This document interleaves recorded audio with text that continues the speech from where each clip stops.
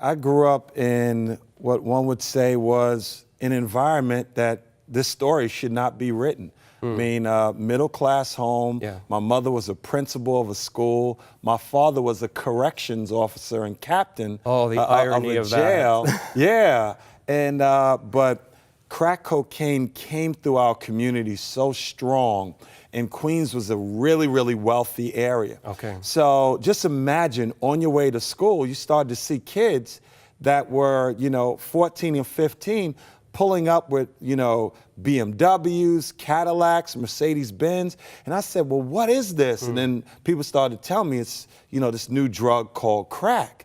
And then I remember. What year was this? This was like in the 89, 90, Okay. around that time. And the crack epidemic was just ripping through New York City. And in Queens, one drug block is known for making $150,000 a day in selling drugs. So I remember my mother was telling me, oh, you know what? And God-loving woman, she would say, you can have these things when you graduate from college. You can do this when you graduate from college. But a part of me, the sinful side of me, was like, I want it now. I want it right now. And I know there's a way to get it now.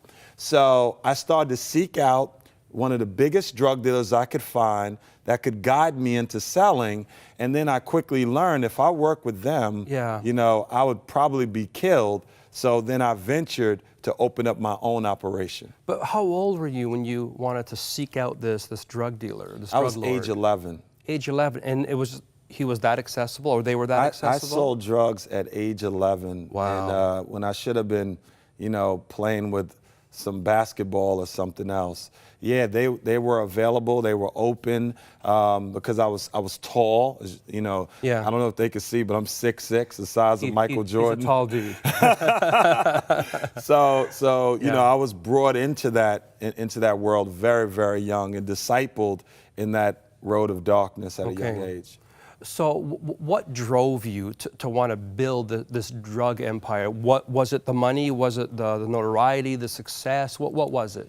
It was the power. It was the money, and there was just a very strong pull of darkness that was driving me to this.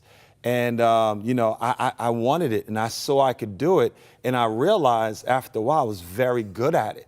Just like any business, the drug business has winners and losers. They have people that rise to the top. So before you know it, I became a street god at a very young age. Around 15, I was running 3 and 4 different drug blocks. And I was beat to death. I almost got my fingers cut off.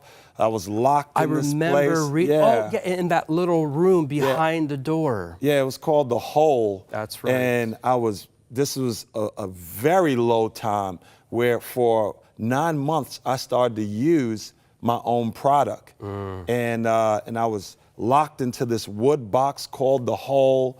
They beat me half to death. I could hardly even articulate words. And there was a hole that money just kept coming through, and I had to shove money out.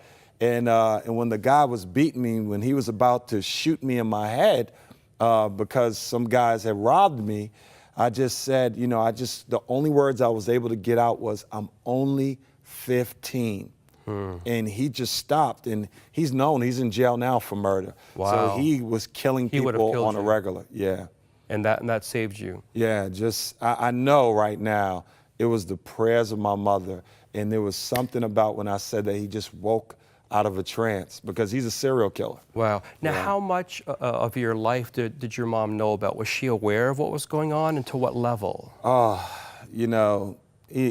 really broke my mother's hearts, and that's why my heart goes out to mothers that are even viewing right now. And I hope they would be encouraged, that never give up on your children. Amen. Because when God got a hold of me, he completely turned this thing around. And my mother, she just went to a church. She wasn't really that engaged in a church. Okay. She just started to go and to give my name to a church to pray for me. Wow. And right around that time, God started to show up in little glimpses over and over again. So, it was powerful. one verse that kept coming to me as I was reading your book, and I would read it every night. I had it on my iPad, and I was flying across the country, and I was reading it. Like I said, I couldn't put it down because it reads like a Hollywood movie. And I remember getting to one of the points where you were talking about, pursuing all of this, and you were being so far away from God. And the verse that kept coming to me was, train up a child in the way they should go. Yes. And when they're older, they won't depart. So I love what you said, that don't give up hope. Never stop praying for that wayward child, because you never know what God can do. Amen? I just recently, I got a letter of a young man that tried to hang himself. And somebody cut the cord, cut the wire for him. So he said his eyes was rolling back, he lived. And he was incarcerated. And an inmate next to him banged on his cell after he told him this story. He said, read Street God. The guy read it. He sent me a letter, said, I read it in a day and a half. And he said, from that point on, he said, I know my life has meaning. I know there's something great that God has for me, and I'm going to use my life to live. What's been profound is people have been reading this book as one of the highest percentages of people finishing it in 2 days.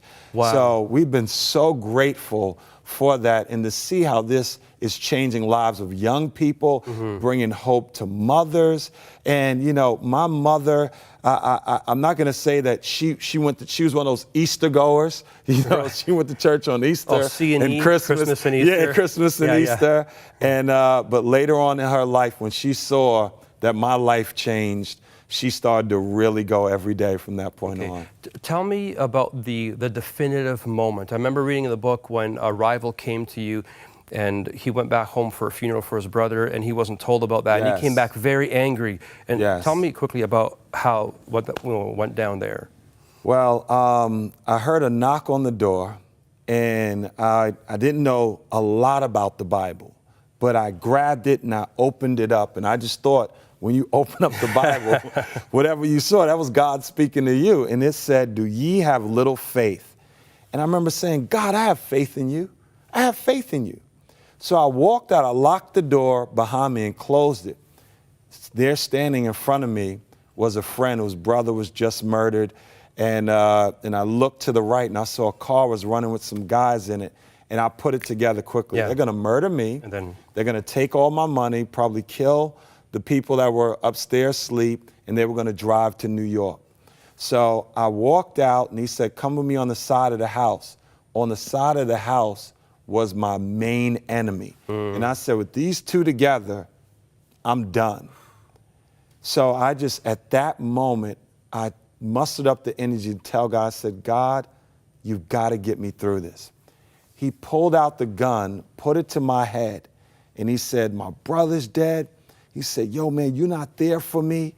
And I stood there and I just said, Jesus. And he pulled the trigger and it went snap. And I'm looking.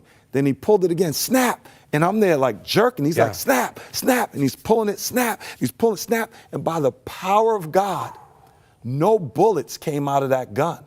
He looked at his friend. He said, let's go. And they took off running. And at that moment, I just looked up to Jesus. I said, God, if you're this real, I will do anything that you want me to do. I am in your hands. And from that moment, I've been following God ever since. I've never let that prayer down.